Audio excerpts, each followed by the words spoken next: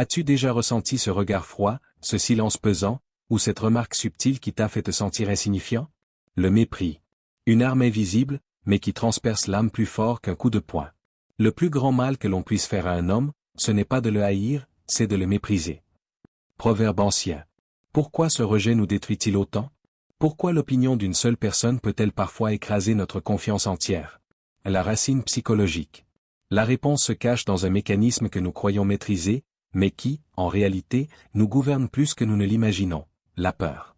Pas la peur consciente que l'on ressent devant un danger réel, mais cette peur diffuse, invisible, qui s'infiltre dans nos pensées et nos comportements.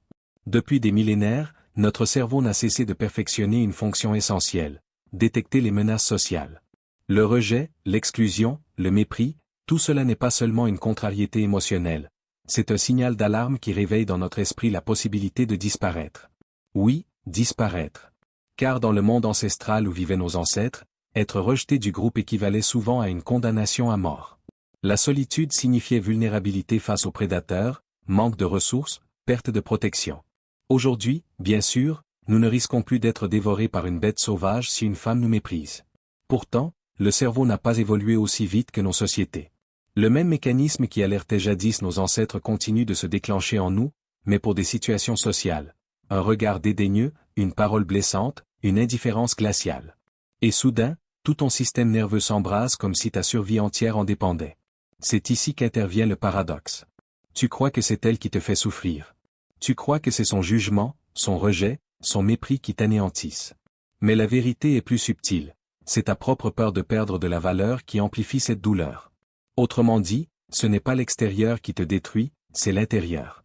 Les psychologues contemporains, comme Albert Ellis ou Aaron Beck, ont mis en évidence un mécanisme fascinant. Nous ne souffrons pas des événements en eux-mêmes, mais de l'interprétation que nous en faisons. Une femme qui détourne le regard, dans ton esprit, devient le signe que tu es indigne, que tu n'as pas ce qu'il faut. Tu crées une histoire intérieure qui dépasse largement le fait brut. L'événement réel est minuscule, c'est ton interprétation qui en fait une tragédie. Alors pose-toi cette question dérangeante. Pourquoi accordes-tu à une seule personne le pouvoir de définir ta valeur? Pourquoi la perception d'autrui est-elle devenue la clé de ton identité? Le mépris d'une femme n'est pas une sentence définitive. C'est une projection, une interprétation, parfois même le reflet de ses propres insécurités. Mais ton esprit, prisonnier de la peur ancestrale, traduit cela en menace existentielle. Voilà pourquoi tu te sens paralysé, humilié, écrasé. Pour comprendre encore plus profondément, il faut revenir à un principe de la psychologie évolutionniste. Notre cerveau n'est pas conçu pour rechercher la vérité, il est conçu pour rechercher la survie. Et pour survivre, il préfère exagérer les dangers. Si une femme te rejette, ton esprit ne se dit pas simplement « Bon, elle n'est pas intéressée ». Non. Il dramatise « Si elle ne m'accepte pas, peut-être qu'aucune femme ne m'acceptera. Si aucune ne m'accepte, je resterai seul. Et si je reste seul, je n'aurai pas de place dans le monde. » Tu vois ce glissement? Un simple geste prend la forme d'une menace totale. C'est cette distorsion que tu dois voir clairement. Carl Jung disait « Tant que tu n'auras pas rendu conscient l'inconscient, il dirigera ta vie et tu l'appelleras destin. » La peur est inconsciente, mais elle te gouverne. Tant que tu ne reconnais pas ce mécanisme, tu crois que ton problème, c'est elle, alors qu'en réalité, ton problème, c'est ton lien intime avec la peur du rejet. Il faut oser regarder cette peur en face. L'observer comme on observerait une tempête. Elle rugit, elle secoue, mais elle finit toujours par passer. La clé, ce n'est pas d'attendre que le monde extérieur change. La clé, c'est de briser la croyance que ton existence dépend de l'approbation de quelqu'un d'autre. Demande-toi, si tu étais profondément convaincu de ta valeur, est-ce que le mépris te toucherait autant? Un homme qui sait qui il est ne cherche pas à prouver. Il n'implore pas le regard d'autrui. Il ne tremble pas devant le rejet, parce qu'il sait que sa valeur n'est pas négociable. Mais pour atteindre ce stade, il faut d'abord démasquer le jeu de ton propre esprit. L'ennemi, ce n'est pas la femme qui détourne les yeux. L'ennemi, c'est ton interprétation, c'est la peur primitive qui, au fond, te dit « Tu ne survivras pas si tu n'es pas aimé ». Et toi, es-tu prêt à voir à quel point cette peur influence tes choix, tes gestes, tes paroles? Es-tu prêt à comprendre que la racine du mépris ressenti n'est pas dans le monde extérieur, mais dans l'architecture invisible de ton esprit? Voix du philosophe. Sénèque disait « Celui qui se méprise lui-même, mérite que les autres le méprisent. » Ces mots résonnent comme une vérité brute, une gifle silencieuse que le sage adresse à l'âme humaine. Car avant même que le monde extérieur ne pose sur toi un regard de jugement, n'est-ce pas toi qui as déjà jugé ta propre valeur? Dans le secret de ton esprit, tu es à la fois le juge et l'accusé. Quand les lumières s'éteignent, quand le bruit extérieur s'éloigne, quelle voix s'élève en toi? Quelle image de toi-même contemples-tu dans le miroir invisible de ta conscience? Comment parles-tu de toi-même dans ton silence intérieur? Quelles histoires te répètes-tu chaque soir avant de t'endormir? Le philosophe stoïcien nous rappelle une réalité impitoyable. Le mépris que tu reçois n'est que le reflet de celui que tu as déjà accepté en toi. L'autre n'est souvent que miroir, un témoin qui te renvoie ton propre rapport à ta dignité. Si tu passes ta vie à te rabaisser, à douter de ton importance, à croire que tu es indigne, alors les autres n'auront qu'à suivre le chemin que tu as tracé. Ils liront sur ton visage cette fragilité invisible. Ils sentiront dans ton attitude ce renoncement secret. Et comme le disait Marc Aurèle, l'âme prend la couleur de ses pensées. Tu deviens ce que tu crois de toi-même. Si tu crois être faible, tu l'incarnes dans ta posture, dans ton regard, dans ta voix. Si tu crois être indigne, tu agis comme quelqu'un qui doit quémander la validation. Et alors, sans que tu t'en aperçoives, tu tends aux autres les armes mêmes qui pourront te blesser. Mais réfléchis un instant. Et si le mépris n'était pas une condamnation extérieure, mais un écho intérieur? Et si, au fond, la blessure la plus profonde venait de ta propre main? Les anciens philosophes insistaient sur la nécessité de l'examen de soi. Chaque soir, Sénèque lui-même pratiquait un rituel. Il repassait sa journée et s'interrogeait sur ses actions, ses pensées, ses réactions. Non pas pour se juger avec dureté, mais pour voir avec clarté. Car celui qui s'aveugle sur lui-même est condamné à reproduire sans cesse les mêmes douleurs. Toi aussi, demande-toi, quelles sont les histoires qui tournent en boucle dans ton esprit? Peut-être te dis-tu, je n'ai pas de valeur. Personne ne peut m'aimer. Je ne mérite pas le respect. Ces phrases ne sont pas anodines. Elles sculptent ton être, comme des coups de marteau invisibles qui façonnent la pierre. Tu finis par devenir l'œuvre de tes propres pensées. Épictète affirmait. Ce ne sont pas les choses qui nous troublent, mais les jugements que nous portons sur elles. De même, ce n'est pas le regard d'une femme qui t'écrase, mais la signification que tu donnes à ce regard. Le mépris d'autrui ne devient insupportable que parce qu'il réveille le mépris que tu as déjà laissé grandir en toi. Alors, retourne la question, pourquoi te méprises-tu? Est-ce parce que tu as échoué dans le passé? Parce que tu as été rejeté, trahi, ignoré? Est-ce parce que tu te compares sans cesse à des idéaux inaccessibles? Ou est-ce simplement parce que tu n'as jamais appris à reconnaître ta propre dignité? Les sages savaient que la valeur de l'homme ne réside pas dans le jugement changeant des foules, mais dans la cohérence avec sa propre nature. Connais-toi toi-même, disait l'oracle de Delphes. Non pas pour te condamner, mais pour découvrir la force silencieuse qui habite ton être. Le mépris, au fond, n'est pas une malédiction. C'est un signal. Il te révèle la distance entre la manière dont tu te perçois et la manière dont tu voudrais être perçu. Il met en lumière la blessure secrète que tu caches sous tes masques. Et ce n'est qu'en affrontant ce miroir sans détour que tu pourras transformer cette blessure en puissance. Mais attention, ce travail n'est pas celui de l'orgueil ou de l'illusion. Se convaincre artificiellement de sa valeur n'est qu'un masque fragile qui se fissure au premier rejet. Non, il s'agit d'un travail plus profond. Reconnaître en toi ce qui est indestructible, ce qui n'a pas besoin de l'approbation d'autrui pour exister.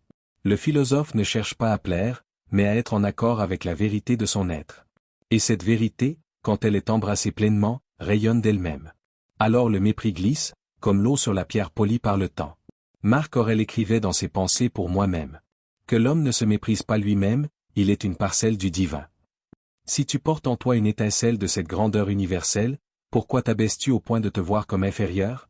Réfléchis grec encore. Le monde extérieur, ses jugements, ses regards, ses mépris, tout cela change sans cesse, comme le vent. Mais la manière dont tu te parles à toi-même, dont tu honores ou trahis ta propre dignité, voilà ce qui forge ton destin. Alors je te repose la question, mais cette fois avec plus de gravité. Quelles histoires tisses-tu dans l'ombre de ton esprit? Quelle vérité cultives-tu dans le silence de ton cœur? Et surtout es-tu ton propre allié, ou ton premier bourreau? On est la transformation intérieure. Imagine un instant, que se passerait-il si tu cessais de vouloir plaire? Si, au lieu de tendre chaque jour tes mains vers l'approbation des autres, tu les ramenais vers toi-même, pour construire, façonner et nourrir ton propre être? Tu t'es habitué à croire que ton importance dépend du regard d'autrui. Mais si ce regard disparaissait, qui serais-tu vraiment? Derrière les masques, derrière les efforts pour séduire, convaincre, impressionner, il existe une version de toi qui n'a pas besoin de justification. Une version brute, silencieuse, enracinée. C'est celle-là que tu dois apprendre à rencontrer. On t'a appris que ton bonheur réside dans le fait d'être accepté, apprécié, désiré. Mais la véritable transformation commence le jour où tu comprends que ton centre ne se trouve pas à l'extérieur. Le respect le plus puissant n'est pas celui que tu arraches aux autres, c'est celui que tu t'accordes toi-même. Nietzsche disait, « Celui qui a une raison de vivre peut supporter tous les comment. » Ta raison de vivre, ton alignement intérieur, devient ton armure. Quand tu vis selon tes valeurs, quand tu marches dans la direction de ta propre vision, alors peu importe le jugement extérieur. Tu es porté par quelque chose de plus grand que l'approbation passagère. Ferme les yeux et demande-toi. Quelles sont mes valeurs non négociables? Qu'est-ce que je veux incarner, même si personne ne m'applaudit? Si demain tout le monde me tournait le dos, qu'est-ce qui resterait debout en moi?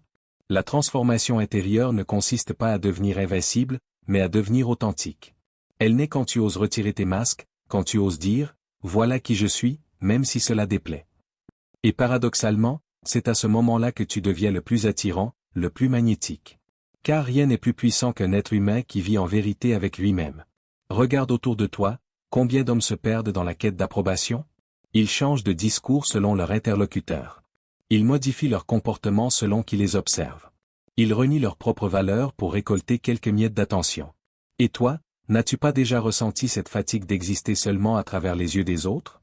Maintenant, imagine un autre chemin. Un chemin où tu ne joues plus le rôle d'un mendiant d'affection, mais celui d'un créateur de sens. Là, tu n'attends plus que quelqu'un valide ton existence. Tu ne demandes plus la permission d'être toi-même. Tu rayonnes simplement, et ce rayonnement attire naturellement le respect. Car le respect véritable ne s'obtient pas par la demande. Il se dégage de ton être quand tu cesses de courir derrière.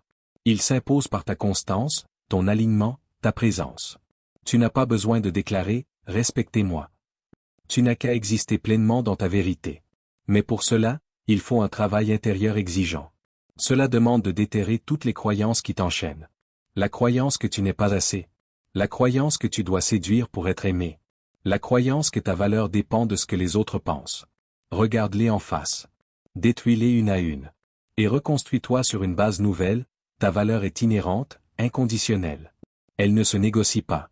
Elle ne dépend pas du sourire d'une femme ni du jugement d'un homme. Elle est là, inscrite dans ton existence même. Alors, chaque jour, rappelle-toi cette vérité, tu n'as pas besoin que quelqu'un valide ton existence. Tu n'as pas besoin d'être choisi pour mériter. Tu n'as pas besoin d'être admiré pour exister.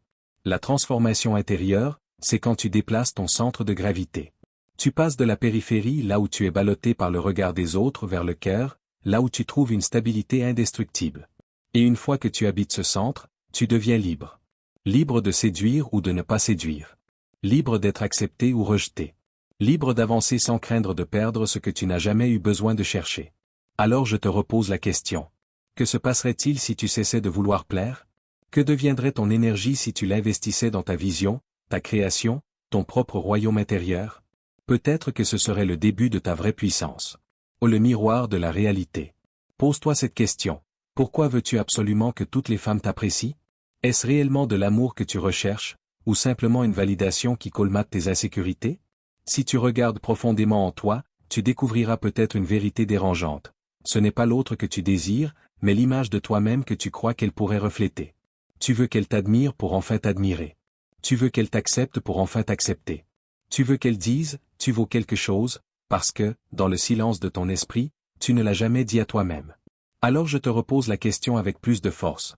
N'est-ce pas un signe que tu donnes plus de pouvoir à autrui qu'à toi-même? Regarde bien ce mécanisme. Quand tu cherches à plaire à tout prix, tu entres dans une posture de dépendance. Tu deviens un acteur sur une scène dont tu n'as pas écrit le script. Chaque sourire, chaque regard, chaque geste de l'autre devient une récompense ou une punition. Et toi, comme un pantin, tu t'adaptes, tu changes, tu te plies. Où est ta liberté là-dedans? La vérité, c'est que tant que tu refuses la possibilité du rejet, tu resteras prisonnier. Tu seras condamné à vivre avec une chaîne invisible, la peur de déplaire. Mais écoute bien, index revers pointant vers la droite blanc si tu apprends à vivre avec la possibilité du rejet, tu deviens libre. Car le rejet n'est pas une fin, c'est une sélection naturelle. Il ne dit pas, tu n'as pas de valeur, il dit simplement, ici, ça ne correspond pas. Le problème, ce n'est pas le rejet. Le problème, c'est ton incapacité à le tolérer. Tu te comportes comme si un non effaçait ton existence. Mais réfléchis, combien de fois as-tu dit un non, toi-même, sans que cela remette en cause la valeur de la personne en face? Pourtant, quand c'est toi qui es rejeté, tu fais de ce simple mot une condamnation existentielle. Pourquoi cette asymétrie? Parce que tu refuses d'affronter ton propre vide intérieur. Le mépris, le rejet, l'indifférence, tout cela agit comme un miroir. Ils ne font que refléter l'image que tu portes déjà en toi. Si tu es convaincu de ta valeur, le rejet te glisse dessus. Mais si tu doutes de toi, il appuie sur cette faille et l'amplifie jusqu'à la douleur. Voilà pourquoi certains hommes s'effondrent devant une remarque insignifiante, tandis que d'autres avancent sans être ébranlés. Tu as deux choix devant toi. Continuer à mendier l'approbation, à t'ajuster sans fin, à offrir aux autres le pouvoir de te définir. Ou bien décider que ta valeur n'est plus négociable, qu'elle ne dépend plus de leur « oui » ou de leur « non ». Je vais te dire une chose que peu osent affronter. Si tu apprends à transformer le mépris en carburant pour ta propre élévation, tu deviens intouchable.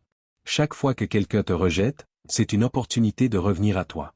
Chaque fois qu'un regard te juge, c'est une invitation à renforcer ton intégrité. Chaque fois qu'une femme te méprise, c'est l'occasion de te demander, suis-je en train de chercher à plaire ou suis-je en train de marcher dans ma propre voie? Arrête de fuir le rejet. Regarde-le en face. Intègre-le comme une partie normale de la vie. Le jour où tu ne le crains plus, tu deviens imprenable. Et maintenant, je veux que tu te poses cette dernière question, brutalement, sans détour. Qui détient le pouvoir sur toi aujourd'hui? Est-ce toi, ou est-ce le regard des autres? Que vaut ta liberté si ton estime peut être détruite par un simple froncement de sourcils? Quand décideras-tu enfin de reprendre ton propre trône intérieur? Ferme les yeux un instant. Respire. Visualise-toi, non pas comme un homme qui cherche à séduire mais comme un être qui rayonne naturellement. Le jour où tu n'auras plus peur du mépris. C'est ce jour-là que tu ne seras plus jamais méprisé. Ne cherche pas à être désiré. Sois celui dont la valeur est évidente, même dans le silence.